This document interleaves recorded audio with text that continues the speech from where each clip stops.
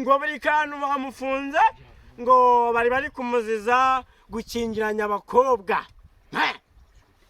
Ariko ndagira mubazo, nubwo ni muri gereza urugutuma ifu muri gereza, umwana w'umuhungu ufite imyaka zingana kuriya, ni gute ukingiranya abantu iminsi 3? Ikindi, uyu muhungu bijya gupfa nagiye kubona mbona yogoshesheje igipara. Mbona ka video uwitwa ngo ni buri ngunda ari kumukubita gutya ngo noneho yari afite mu mutwe hameze nk'ikibuno. Ariko nk'iyo umuntu agiye gupfa arabyumva, buri kantu yogoshesheje igipara wagira ngo yari ari muri gahunda zo kuja zo kuja muri gereza. Buri kantu ndagira ngo ubwire ahantu hose uri, nubwo uri muri gereza ukaba uri gutuma ivu, ni ijambo rikugeraho rimeze gutya rero. Abakontenti leta ntawo bakwishimiye, bagenda baguheze mu magereza 6 ntibashaka bakujane mu mazi, kuko ikintu uba wakoze ntabwo kiba ari sawa. Gukingiranya umwana umenye ngo uri wakoze amakosa.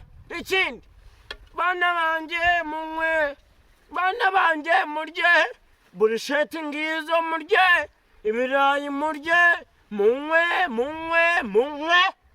Ndabakingiranye.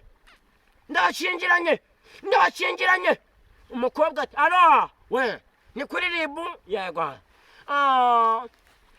Mwaza mukadufasha ko buri nguni witwa nka buri nguni yaduhereje mu nzu iminsi 3.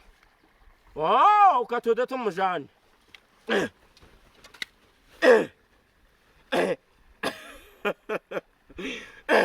Igipara bwo afite igipara ameze ikabutura. Buri nguni yambaye ikabutura, yambaye igipapa yambaye igipapa cy'1800, ameze gutya. Buri nguni ameze gutya nk'akamanayi. Ikindi, yambaye agapira ikariso yari yayibagiwe.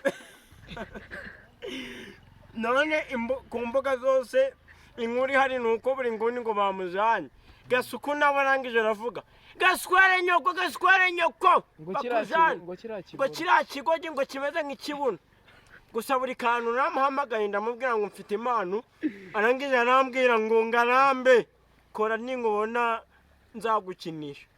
Uragakubitwa n'inkuba aho ngaho wiwe. Imyaka 5 nzabona naragafashe, imyaka 5 umenye ko nzabona naragafashe.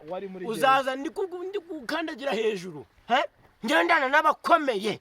Urumva cha we tugushinyagurire imyaka 5.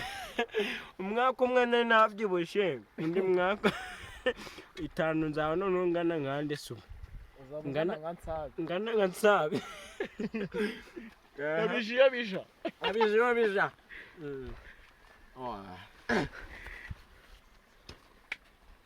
muze fata akabando kawe.